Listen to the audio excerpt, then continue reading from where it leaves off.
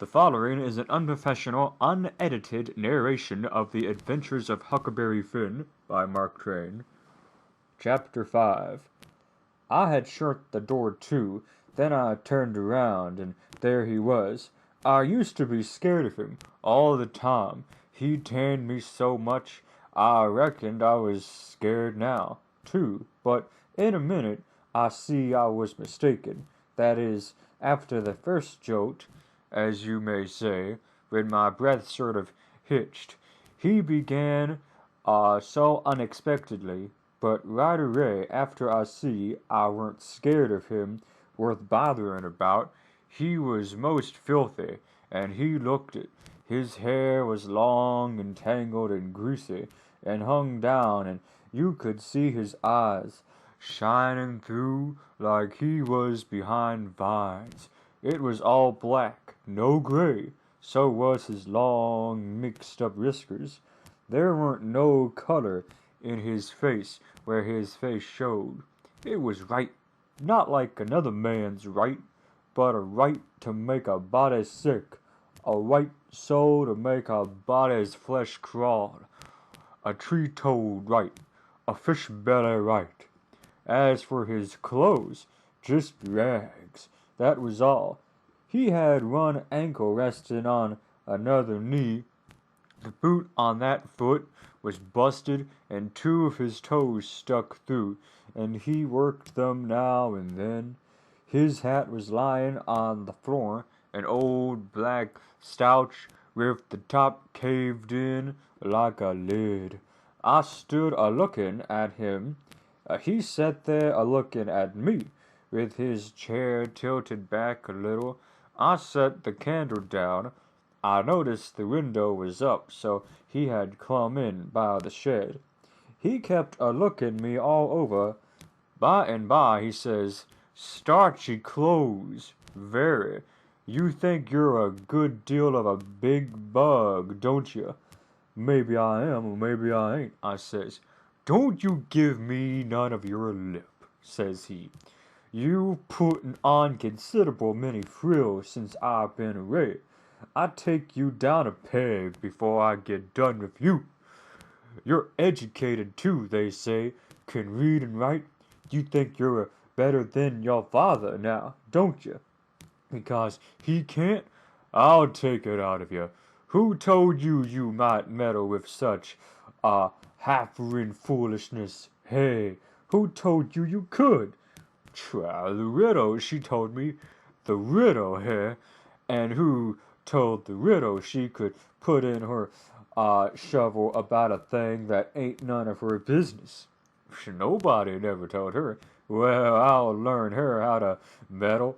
And, looky here. You drop that school, you hear? I'll learn people to bring up a boy to put on airs over his own father and let on to be betters what he is. You let me catch you fooling round that school again, you hear? Your mother couldn't read, and she couldn't write nothing, but she died. None of the family couldn't before they died. I can't, and here you are swelling yourself up like this. I ain't the man to stand it, you hear? Say, let me hear you read." I took up a book and began something about General Washington and the wars. When I'd read about a half a minute, he fetched the book a rack with his hand and knocked it across the house. He says, "It's so. You can do it. I had my doubts when you told me.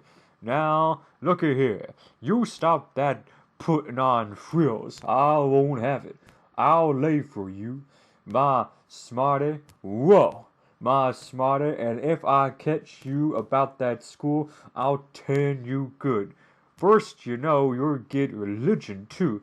I never seen such a son."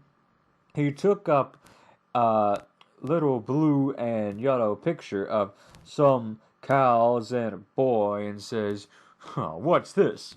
"Oh, it's something they gave me for learning my lessons good."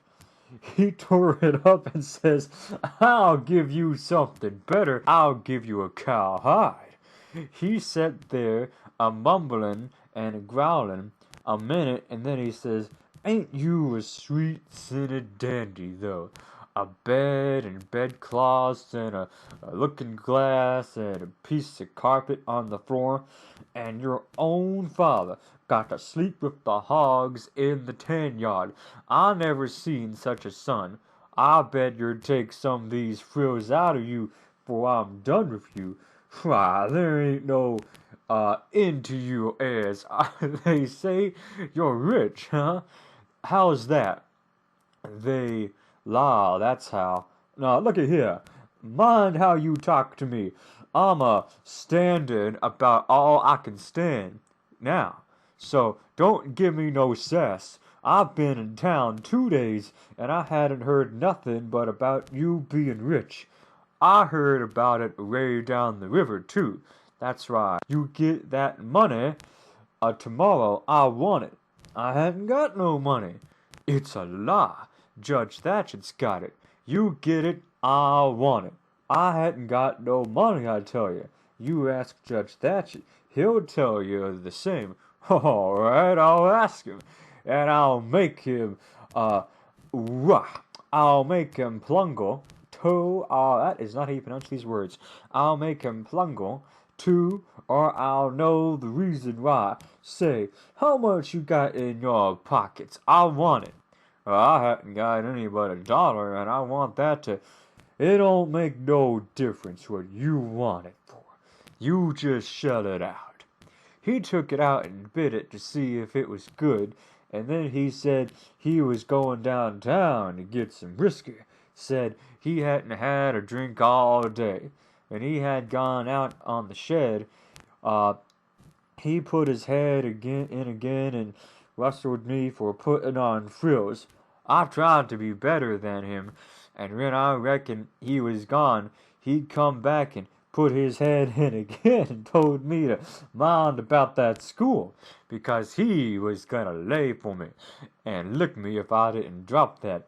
Next day he was drunk, and he went to Judge Thatchett's and bully-ragged him and tried to make him give up the money, but he couldn't, and then he swore he'd make the law force him. The judge and the widow went to law to get the court to take me away from him and let one of them be my guardians, but it was a new judge that had just come, and he didn't know the old man, so he said courts mustn't interfere and separate families if they could help it. Said he'd rather not take a child away from his father. So Judge Thatchett and the widow had to quit on the business. That pleased the old man till he couldn't rest. He said he'd cowhide me till I was black and blue if I didn't raise some money for him. I borrowed $3 from Judge Thatchett, and Pap took it and got drunk and ran a bowling around and cussing and whooping and carrying on. And he kept it up all over town with a tin pan till most midnight. Then they jailed him, and next day they had him before court and jailed him again for a week. But he said he was satisfied, said he was boss of his son, and he'd make it warm for him. When he got out, the new judge said he was angling to make a man of him. So he took him to his own house and dressed him up clean and nice and had him to breakfast and dinner and supper with the family, and was just old pa to him, so to speak. And after supper, he talked to him about temperance and such things, till the old man cried and said he'd been a fool and fooled away his life, but now he was angling to turn over a new leaf and be a man nobody wouldn't be ashamed of, and he hoped the judge would help him and not look down on him. The judge said he could hug him for them words. So he cried, and his wife, she cried again. Pap said he'd been a man that had always been misunderstood before, and the judge said he believed it. The old man said that what a man wanted that was down was sympathy, and the judge said it was so. So they cried again, and when it was bedtime, the old man rose up and held out his hand and says, "Look at it, gentlemen and ladies, all take a hold of it. Shake it. There's the hand that was the hand of a hog, but it ain't so no more. It's the hand of a man that started in on a new life. And I'll die before he'll go back. You mark them words. Don't forget I said 'em. It's a clean hand now. Shake it and don't be afraid." So they shook it, one after the other, all round and cried. The judge's wife, she kissed it. Then the old man, he signed the pledge, made his mark. The judge said it was the holiest time on record, or something like that. Then they tucked the old man into a beautiful room, which was the spare room, and in the night sometimes he got powerful thirsty, and clumb up into the porch roof and slid down a station and traded his new coat for a jug of 40 Ford, and clumb back again and had a good old time. And towards daylight he crawled out again drunk as a fiddler, and rolled off the porch and broke his left arm in 2 places, and was most froze to death when somebody found him after sunup. And when they come to look at that spare room, they had to take soundlings before they could navigate it. The judge, he felt kind of sore. He said he reckoned a body could reform the old man with a shotgun maybe, but he didn't know no other way. Chapter 6. Well, pretty soon the old man was up and around again, and then he went for Judge Thatchett in the courts to make him give up that money, and he went for me, too, for not stopping school. He catched me a couple of times and thrashed me, but I went to school just the same, and dodged him or outrun him most of the time. I didn't want to go to school much before, but I reckon I'd go now in spite Pap. That law trial was a slow business. Appeared like they weren't ever gonna get started on it, so every now and then I'd borrow up $2 or $3 off of the judge for him to keep from getting a cowhide. Every time he got money, he'd get drunk, and every time he got drunk, he raised Cain around town, and every time he raised Cain, he got jailed. He was just suited this kind of thing was right in his line. He got to hanging around the widows too much, and so she told him at last that if he didn't quit using around there, she would make trouble for him. Well, wasn't he mad? He said he would show who was Huck Finn's boss.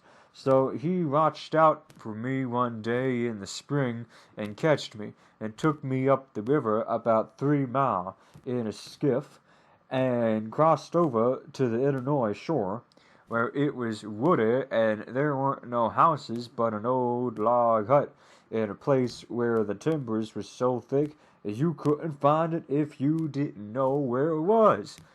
He kept me there for him all the time, and I never got a chance to run off.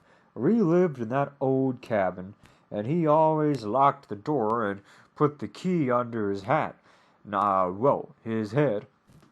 His head, nights. He had a gun, which he had stole, I reckon, and we fished and hunted, and that was what he lived on. Every little while he locked me in and went down to the store, 3 miles to the ferry, and traded fish and game for whiskey, and fetched it home and got drunk and had a good time, and looked me. The widow, she found out where I was by and by, and she sent a man over to try and get hold of me, but Pap drove him off with the gun, and it wasn't long after that till I was used to being where I was, and liked it, all but the cowhide part.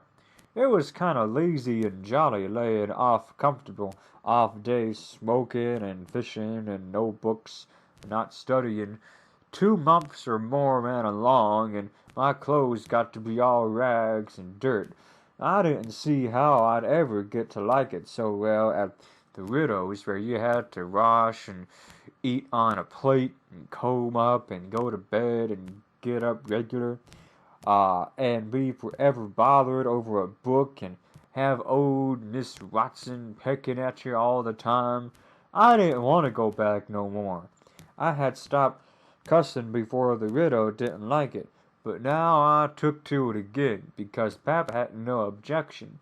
It was pretty good times up in the woods there, take it all around, but by and by Pap got too handy with his hickory, and I couldn't stand it.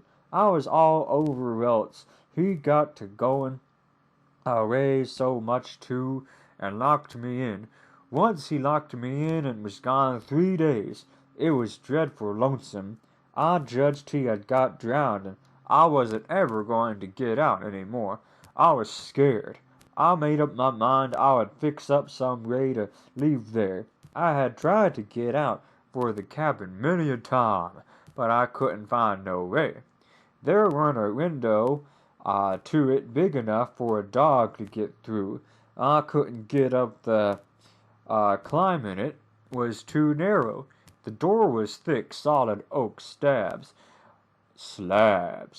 Pap was pretty careful not to leave a knife or anything in the cabin while he was away. I reckon I had hunted the place over as much as 100 times. Well, I was most all the time at it, because it was about the only way to put in the time. But this time I found something at last.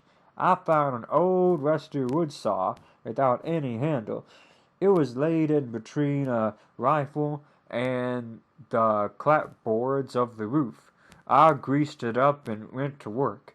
There was an old horse blanket nailed against the logs at the far end of the cabin, behind the wind from a blowing through the chinks and putting the candle out.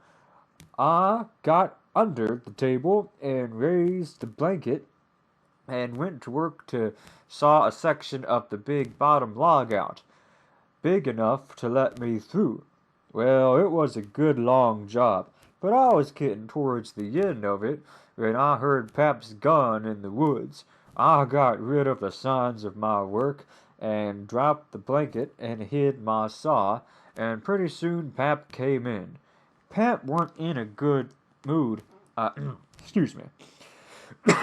Excuse me. In a good humor. So he was his natural self.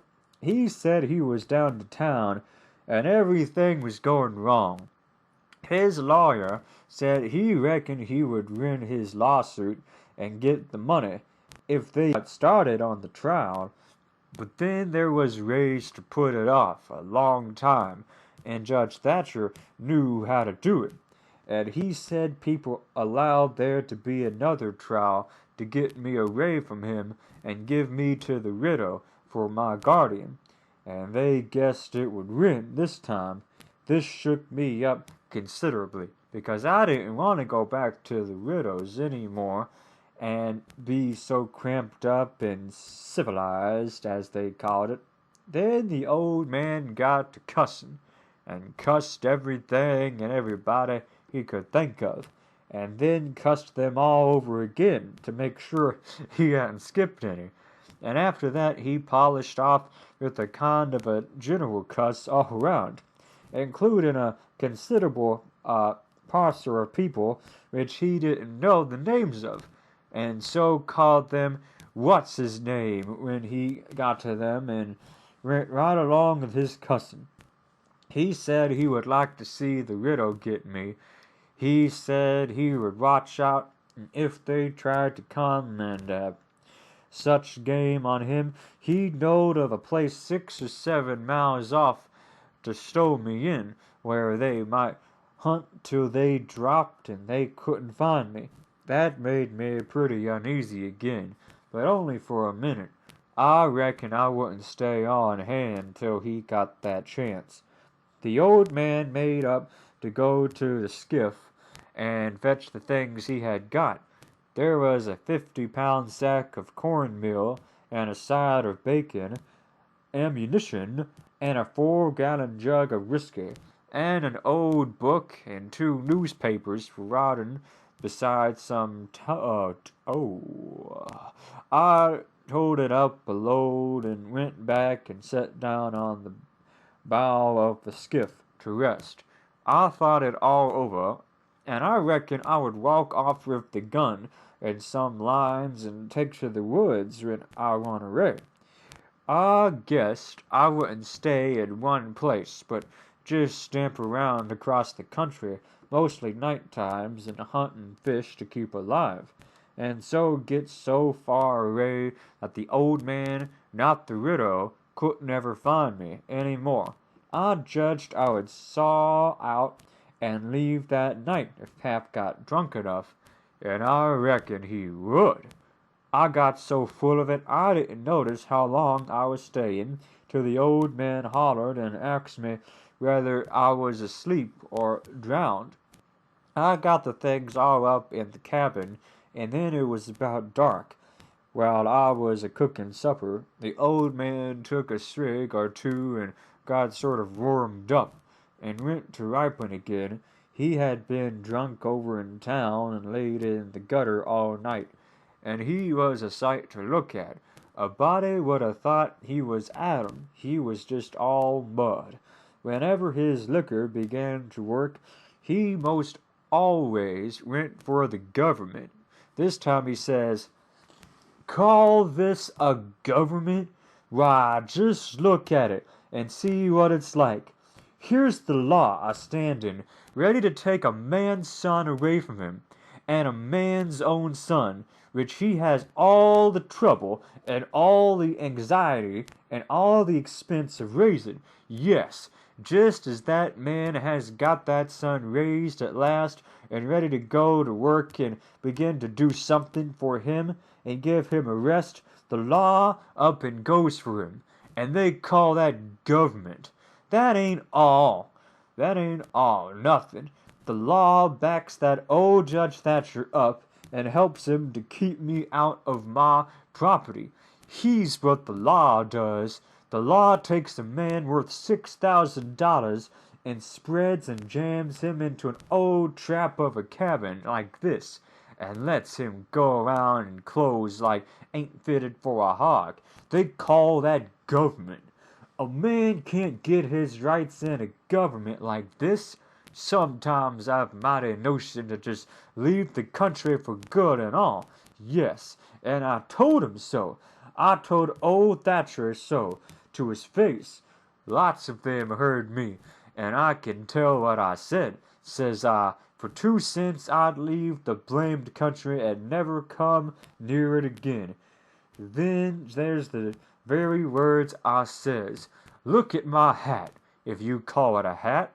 But the lid raises up, and the rest of it goes down till it's below my chin, and then it ain't rightly a hat at all, but more like my head was shaved up through a gent of stop pipe, like at it says.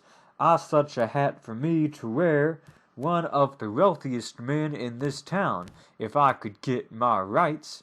Oh yes, this is a wonderful government. Wonderful. Why, looky here.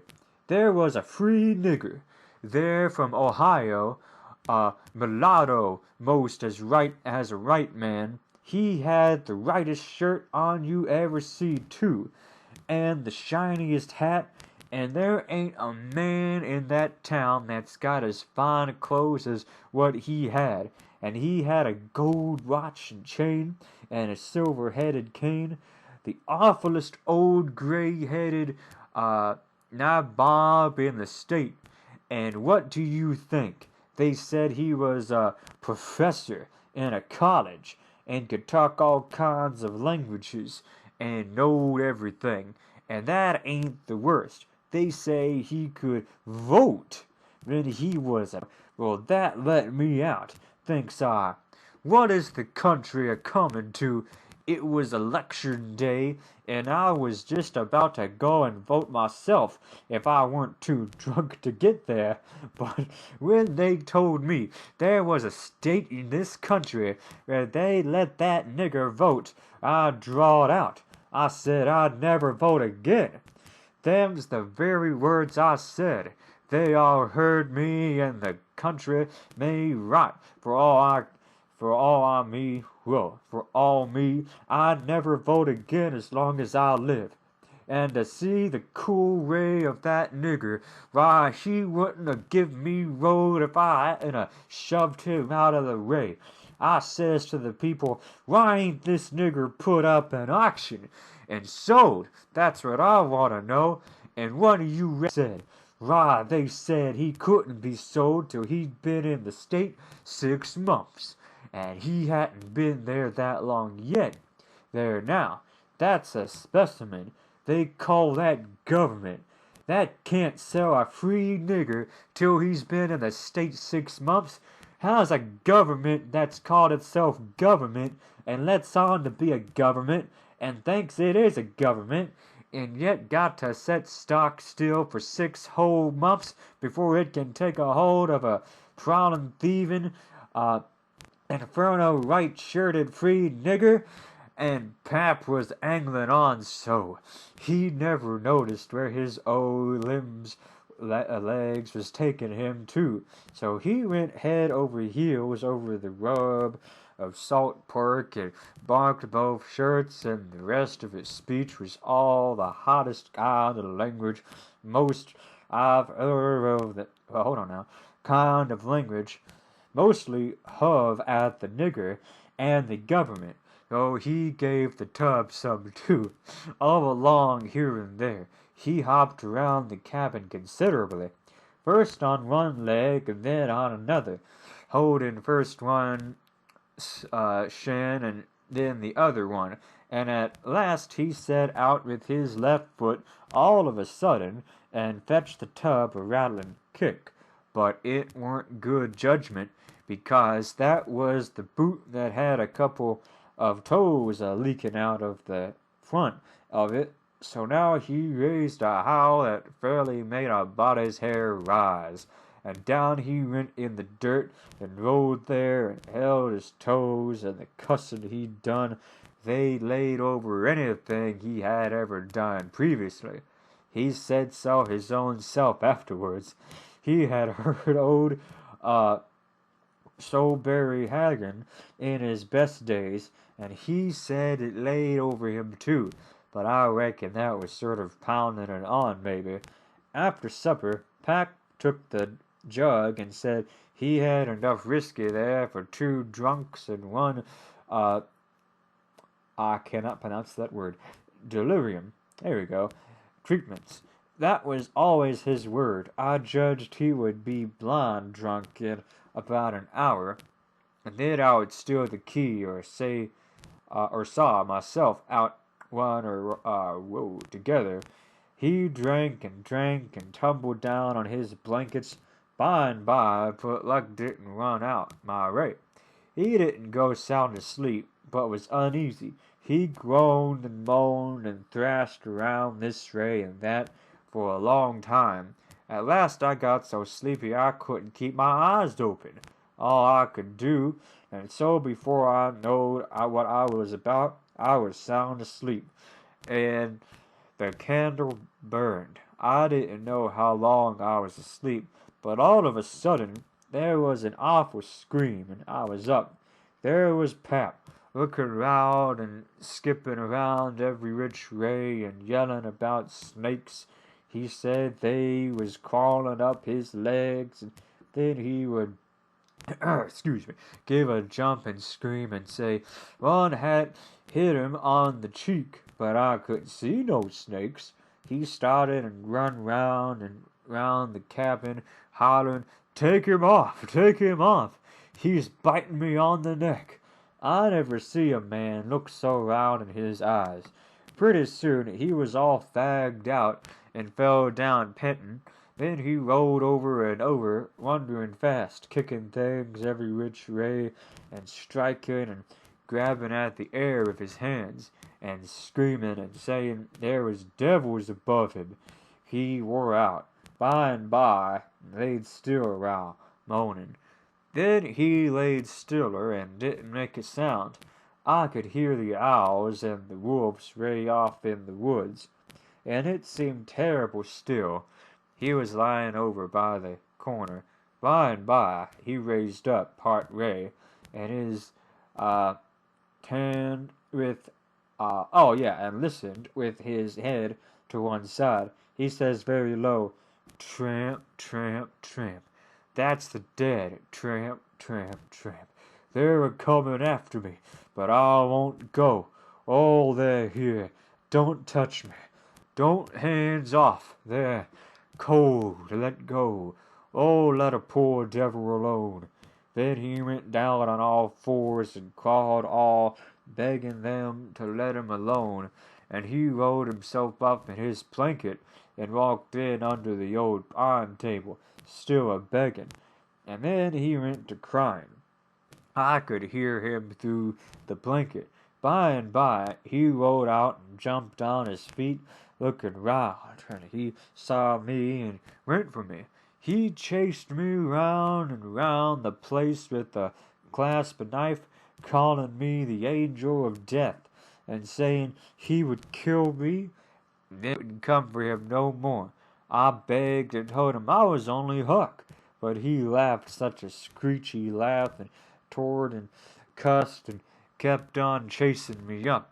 Once I turned short and dodged under his arm.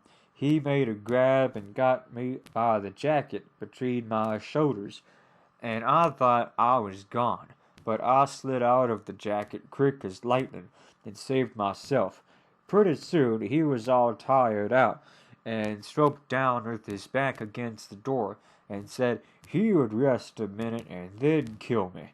He put his knife under him, and said he would sleep and get strong, and then he would see who was who. So he dozed off pretty soon. By and by, I got the old split-bottom chair and clumb up as easy as I could, not to make any noise, and got down the gun. I slipped the ramrod down it to make sure it was loaded. Then I laid it across the turning barrel, pointed towards Pap, and sat down behind it to wait for him to stir. And how slow and still and time did drag along. Chapter 7. "Get up! What you 'bout?" I opened my eyes and looked around, trying to make out where I was. It was after sunup, and I had been sound asleep. Pap was standing over me, looking sore and sick. He says, "What you doin' with this gun?"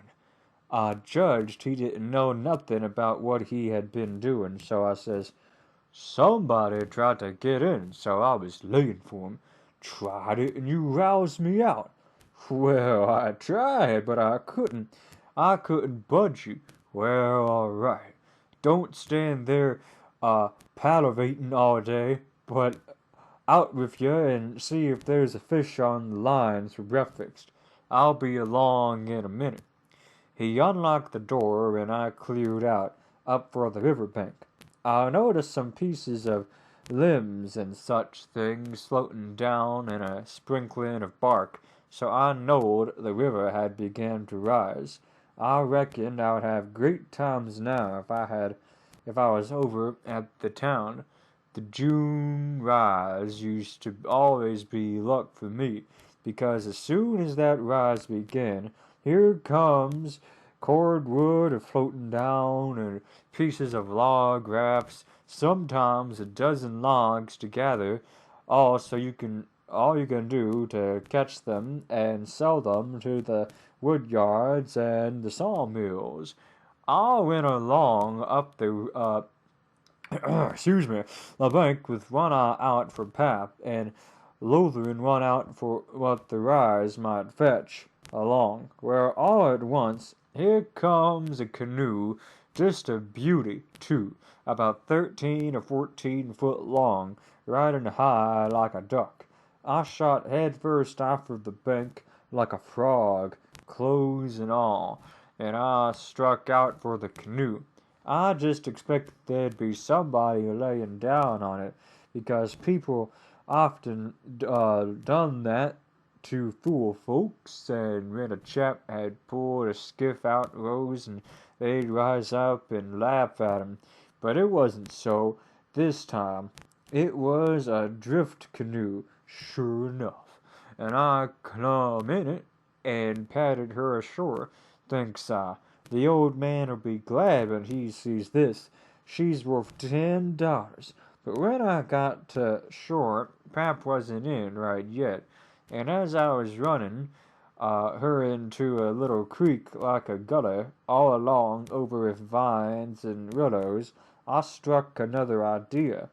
I judged I'd hide her good, and then, stead off taking to the woods when I went off, I'd go down the river about 50 miles and camp in one place for good, and not have such a rough time tramping on foot. It was pretty close to the shanty, and I thought I heard one old man coming all the time, but I got her hid, and then, hold up now, I thought, oh, yeah. But I got her hid, and then I out and looked around a bunch of willows, and there was the old man down the path a piece, just drawing ahead on a bird with his gun, so he hadn't seen anything. When he got along, I heard at it taken up. Trot line, he abused me a little for being so slow, but I told him I fell in the river, and that was what made me so long. I knowed he would see I was wet, and then he would ask questions. We got 5 catfish off of the lines, and went home. While we laid off after breakfast to sleep up, both of us being about wore out, I got to thinking that if I could fix up some way to keep Pap and the widow from trying to follow me, it would be a certain thing then, trusting to luck, to get far enough off before they missed me. You see, all kinds of things might happen. Well, I didn't see no way for a while, but by and by Pap raised up a minute to drink another barrel of water, and he says, "Another time a man comes a-prowling round here, you roust me out, you hear? That man weren't here for no good. I'd a shot him. Next time you rouse me out, you hear?" Then he dropped down and went to sleep again, but what he had been saying gave me the very idea I wanted. I says to myself, I can fix it now so nobody wouldn't think of following me. About 12 o'clock we turned out and ran along up the bank. The river was coming up pretty fast, and lots of driftwood going by on the rise. By and by, along comes part of a log raft, 9 logs far together. We went out with the skiff and towed it ashore. Then we had dinner.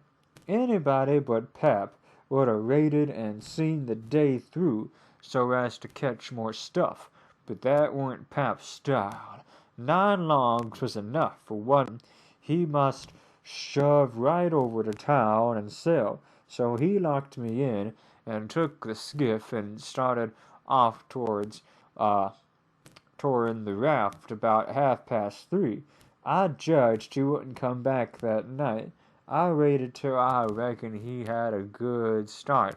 Then I out with my saw and went to work on that log again. Before he was inside by the river, I was out of the hole. Him and his raft was just a speck on the water away off yonder. I took the sack of cornmeal and took it to where the canoe was hid. I shoved the vines and branches apart and put it in. Then I done the same with the side of bacon, then the whiskey jug.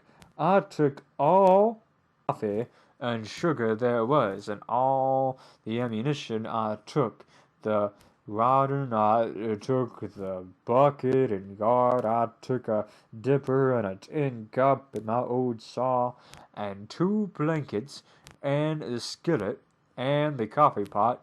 I took fish lines and matches, and other things, everything that was worth a cent. I cleaned out the place. I wanted an axe, but there wasn't any, only the one out at the wood pile, and I knowed why I was going to leave that. I fetched out the gun, and now I was done. I had wore the ground a good deal crawling out of the hole and dragging out so many things, so I fixed that as good as I could from the outside by scratching dust on the place which covered up the smotherings and the sawdust. Then I fixed the place up ooh, the whoa. Then I fixed the piece of log back into its place and put 2 rocks under it and one against it to hold it there. Well, it was bent up at its place and didn't quite touch ground. If you stood 4 or 5 feet away and didn't know it was sawed, you wouldn't ever have noticed it. But besides, this was the back of the cabin, and it weren't likely anybody would go fooling around there. It was all grass, clear to the canoe, so I hadn't left a trail. I followed around to see. I stood on the bank and looked out over the river, all safe. So I took the gun and ran up a piece into the woods, and was hunting around for some birds, and I saw a wild pig. Hogs soon went wild in them bottoms after they had got away from the Power farms. I shot this fella and took him into camp. I took the axe and smashed in the door. I beat it and hacked it considerably, doing it. I fetched the pig in and took him back nearly to the table and hacked it into his throat with the axe and laid him down on the ground to bleed. I say ground because it was ground, hard, packed, and no boards. Well, next I took an old sack and put a lot of big rocks on it. All I could drag and, excuse me, all I could drag, and I started it from the pig and dragged it to the door and through the woods down to the river and dumped it in, and down it sank, out of sight. You could easily see that something had been dragged over the ground. I did wish Tom Sawyer was here. Wish Tom Sawyer was there. I knowed he would take an interest in this kind of business, and throw in the fancy touches. Nobody could spread himself like Tom Sawyer in such a thing as that. Well, last I pulled out some of my hair, and bloodied the axe good, and stuck it on the back side, and slung the axe in the corner. Then I took up the pig, and held him to my breast with my jacket, so he couldn't drip till I got a good piece below the house, and then dumped him into the river. Now I thought of something else. So I went and got the bag of meal and my old saw out of the canoe and fetched them to the house. I took the bag to where it used to stand and ripped a hole in the bottom of it with the saw, for there weren't no knives and forks in the place. Pap done everything with his clasp knife about the cooking. Then I carried the sack about 100 yards across the grass and through the willows east of the house to a shallow lake that was 5 miles wide and full of rushes. Full of rushes and ducks too.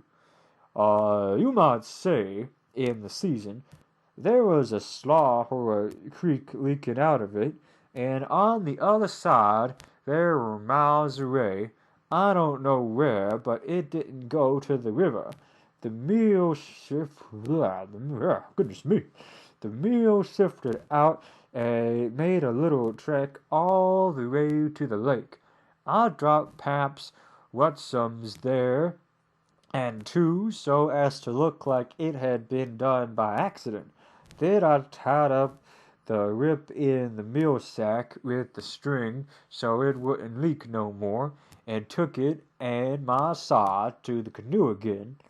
It was about dark now, so I dropped the canoe down the river under some willows, and that hung over the bank and ready for the moon to rise. I made fast on a willow, then I took a bite to eat, and by and by laid down in the canoe to smoke a pipe and lay out a plan. I says to myself, there follow the track of that sackful of rocks to the shore, and then drag the river for me, and there follow that mule track to the lake, and go browsing down the creek that leads out to find the robbers that killed me and took the things. They won't ever hunt the river for anything but my dead carcass. They'd soon get tired of that. They know more about me. All right, I can stop anywhere I want to. Jackson's Island is good enough for me. I know that island pretty well, and nobody ever comes there. And then I came paddling over to town, nights, and slink around and pick up things I wanted. Jackson's Island's the place. I was pretty tired, and the first thing I knowed I was asleep. When I woke up, I didn't know where I was. For a minute, I sat up and looked around a little, scared. Then I remembered. The river looked miles and miles across. The moon was so bright I could have counted the drift logs that went slipping along, black and still, 100 of yards out from shore. Everything was dead quiet, and it looked late and smelled late. You know what I mean. I don't know the words to put in it. I took a good gap and a stretch, and was just going to unhitch and start when I heard a sound away over the water. I listened. Pretty soon I made it out. It was that dull kind of regular sound that comes from oars working in the rowlocks when it's a still night. I peeped out through the willow and branched, and there was a skiff away across the water. I couldn't tell how many was in it. It kept a-comin', and when it was abreast of me, I saw there weren't but one man in it. Thinks I, maybe it's Pap, though I weren't expecting him. He dropped below me with the current and lay. Oh my! And by he come a-swinging up shore to the easy water, and he went by so close I could have reached out the gun and touched him. Well, it was Pap sure enough, and sober too, by the way he laid in his oars. I didn't lose no time. The next minute I was a-spinning downstream, soft but quick, in the shade of the bank. I made 2 miles and a half, and then struck out 1/4 of a mile or more towards the middle of the river, because pretty soon I would be passing the ferry landing, and people might see me and hail me.